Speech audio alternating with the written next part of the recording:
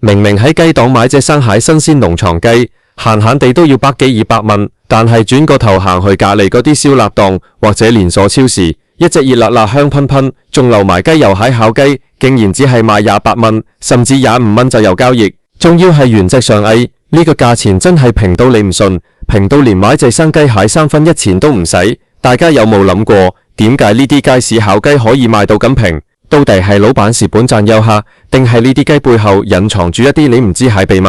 今日我就同大家一齊雞開呢個平價烤雞之謎，等各位精明街坊下次買雞嗰陣可以食得更安心。講到呢度，大家心入面一定有好多疑問。首先我哋要搞清楚一個概念，就係成本。喺香港一隻生鮮雞蟹批發價同零售價係好透明蟹。如果係本地生遼海新鮮雞，因為有土地成本、人工同埋運輸費，賣到過100蚊一隻係好正常海事。咁點解烤雞可以賣20幾蚊？答案其實好簡單，就係品種同來源蟹問題。大家平時去街市見到嗰啲20幾蚊蟹烤雞，絕大部分都唔係我哋平時喺雞檔見到嗰啲走地雞或者黃油雞，而係一種叫做白羽肉雞蟹品種。呢種雞喺農業界係非常出名蟹，因為佢哋生長速度極快，基本上由出世到屠宰只需要40零日到50日左右。你冇聽錯，係唔使2個月就已經可以出廠，因為生長周期短，飼料轉化率極高，所以成本可以壓到好低。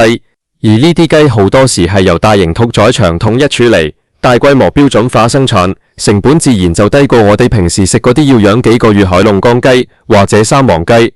除咗品種，仲有來源。呢啲平價雞好多時係冰鮮雞或者雪藏雞，來源地主要係國內喺大型禽肉加工廠，或者係遠喺千里之外喺巴西。巴西係情取最大蟹雞有出頭國之一，佢哋喺養殖業非常發達，加上當地飼料，例如大豆粟米，平到你唔信，大規模出口到香港，就算計埋運費，一隻雪藏雞蟹成本可能都只係10零蚊。如果係一啲體型細啲蟹春雞，成本甚至可以去到幾蚊隻。當你大批量入貨，好似連鎖超市或者大批花商咁，一次過入幾萬隻，個價錢仲可以再壓低啲。大家可能又會問，就算雞又平，都要人工、要電費、要鋪租㗎嘛，20幾蚊點計都係蝕本嚟。呢度就要講到第二個秘密，就係科模化同雞絲化。你以為嗰啲烤雞係師傅一隻隻慢慢燒，其實唔係。呢啲平價烤雞好多時係由中央工廠或者鋪頭入面嗰啲大型轉籠式烤爐一齊處理，一次過可以燒20幾30隻，甚至更多。因為係標準化生產，師傅只需要將醃好海雞掛上去，校好時間同溫度，其他嘢就交俾部機。咁樣做，人工成本可以減到最低。再講醃料亦都係一個學問。點解嗰啲20幾蚊蟹雞食落去又鹹又香，仲好似好入味咁？其實呢啲雞好多時係經過注射式醃製蟹，工廠會用排針將調味液，包括鹽水、香料、增味劑，直接打入雞肉入面。咁樣做有2個好處：第一，醃製時間由原本蟹幾個鐘甚至1日，縮短到幾分鐘；第二，調味液入面蟹水分會增加即有蟹重量。你以為你買到一隻好大隻蟹雞，其實入面可能有翻1成到2成係水同醃料。咁樣一計，原本10蚊蟹成本又可以再攤薄啲。仲有一點大家可能冇留意，就係呢啲平價烤雞好多時係扮演住人流產品蟹角色，即係所謂蟹蝕本貨或者撻價雞。超市或者街市大檔口點解要咁做？因為佢哋知道大家為咗買呢支20幾蚊蟹雞，一定會行入去間鋪頭。入得去，你唔會只係買隻雞就走過，你可能會順手買埋佛菜、買支汽水或者買啲其他熟食。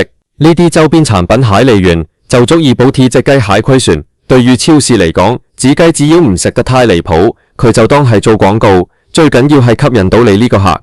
不過講到呢度，大家最關心蟹可能係呢啲咁平蟹雞，食落肚有冇問題㗎？會唔會係病雞、死雞，或者係打咗好多雞素蟹多腳雞？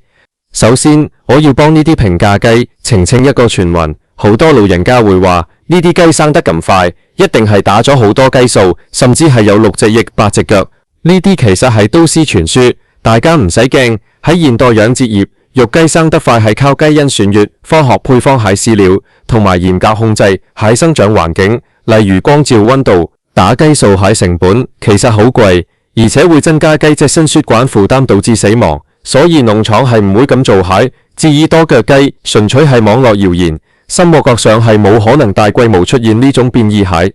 但係呢啲雞係咪完全冇缺點呢？又唔係，因為呢啲雞生長周期太短，肉質相對會比較鬆散，冇咩雞味。所以點解呢啲雞一定要做烤雞或者炸雞？因為要靠重口味蟹調料同埋高溫烘烤，產生蟹焦香味嚟掩蓋雞油本身味道淡同埋雪藏味。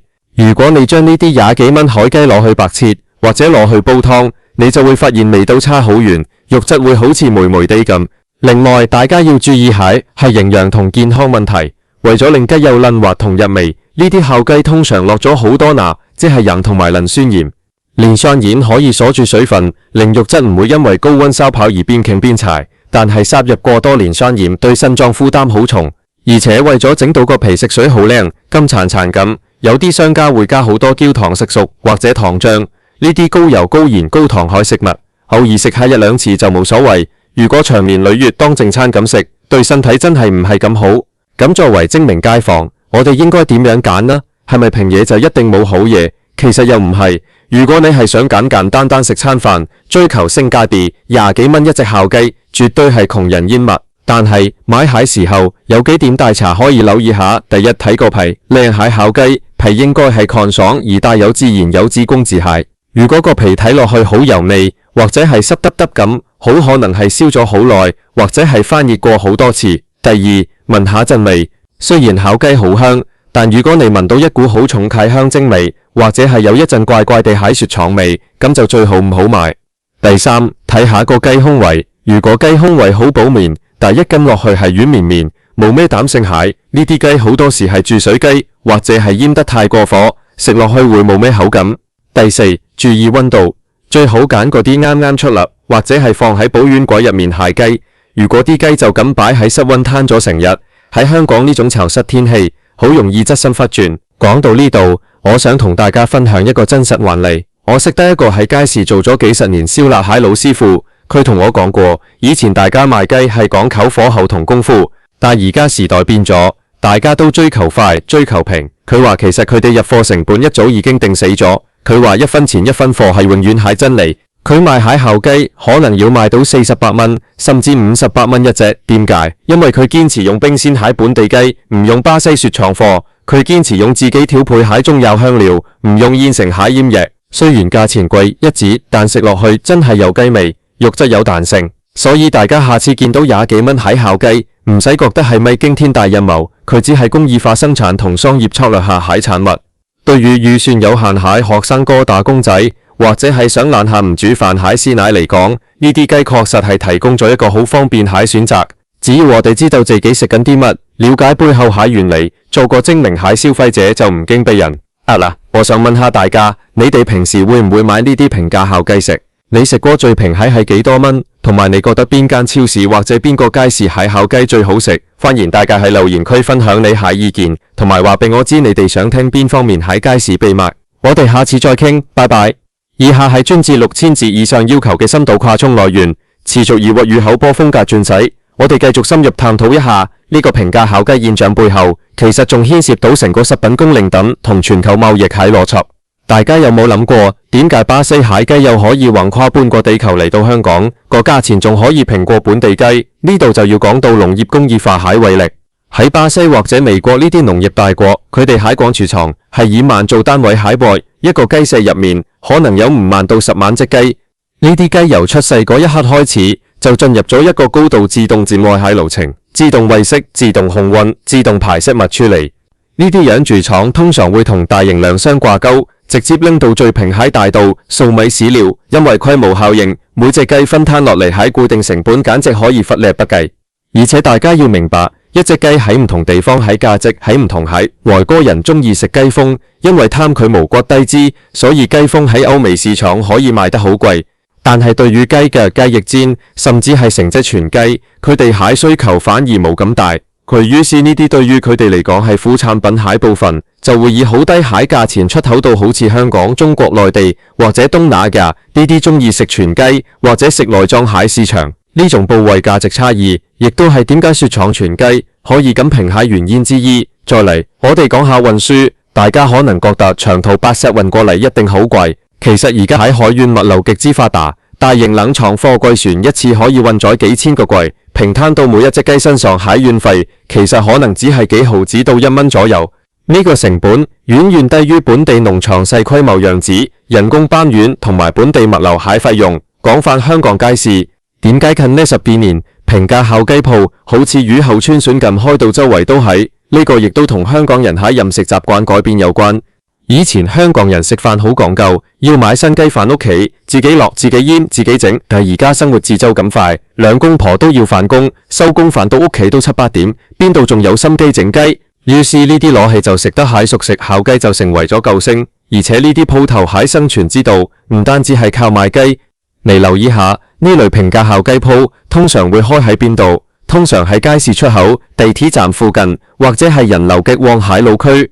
佢哋蟹租金成本其實好高，咁點解仲可以賣咁平？除咗頭先講蟹任流之外，仲有一個秘訣就係轉手率。你想象下，一間中高檔蟹餐廳，一隻烤雞可能賣200蚊，但佢一日可能只係賣出10隻。但係呢啲街市平價鋪，一隻雞賣20幾蚊，佢一日可以賣出幾百隻。呢種薄利多銷蟹模式，令到佢哋蟹線經流非常之快。一隻雞賺你5蚊，賣100隻就賺500，賣300隻就賺1500。扣除咗租金同人工，利潤其實相當可觀。呢種就係典型嘅流量生意。再者，大家有冇發現呢啲平價烤雞鋪好多時都係連鎖化經營？點解連鎖化咁重要？因為當你有50間分店喺時候，你同供應商傾價錢，蟹籌碼就完全唔同。你可以直接同巴西或者國內蟹大廠簽章約，直接跳過批發商，嗰度又可以慳返1-2成蟹成本。不過作為街坊，我哋仲要留意一個潛規則，就係呢啲平價雞蟹新鮮度。當然，我唔係話佢哋賣壞雞，而係話雪藏時間。雪藏雞喺冷凍庫擺3個月同擺1年，個成本係有分別嘅。一啲接近保質期，或者係廠方急於清倉蟹貨尾，價錢會更加平。呢啲雞食落去肉質會更加鹹，水分流失更多。所以如果你發現某間鋪蟹雞又特別鹹特別冷，咁好大機會佢哋係用咗啲儲存咗好耐蟹貨。另外，我仲想驚埋一個大家可能冇諗過喺真相，點解啲烤雞可以燒到咁香，離遠幾條街都聞到？呢個就係所謂爽而獨行銷。好多鋪頭會喺烤爐附近加裝通風系統，將燒雞蟹香味直接排去街道。而且佢哋用海鹽料入面好多時會加入二基麥爾酚或者一啲特製海蔻嚟香精，呢啲添加劑可以極大咁強化肉香味，令你一聞到就分蜜吐液，忍不住想買。講到健康，我一定要再三提醒各位，平價烤雞雖然平，但佢蟹油脂含量其實唔低，因為喺高溫烘烤過程中，雞皮蟹脂肪會溶化，雖然留咗一部分走，但亦有一部分會深入肉質入面。加上重鹹蟹醃製，如果你有高血壓、心血管疾病或者腎臟問題，真係要適可而止。特別係個雞皮，雖然係最香最脆蟹部分，但亦係熱量同鈉含量最高蟹部分。可能你會問，咁如果我想食得健康啲，但又想食烤雞，有冇辦法？其實有。首先食蟹時候可以去皮，雖然去皮好似冇咗靈魂，但確實可以減少好多飽和脂肪同鹽分。其次，你可以配搭大量蟹蔬菜一齊食，利用蔬菜入面蟹鉀離子嚟幫助排出體內過多蟹鈉。我再同大家分享一個有趣蟹觀察，喺香港平價烤雞蟹價錢好似一個經濟指標。當經濟好蟹時候，大家可能會去買貴價蟹新鮮燒苗鵝。當經濟唔係咁好，或者大家想慳錢蟹時候，呢啲廿幾蚊蟹烤雞就會大排長龍。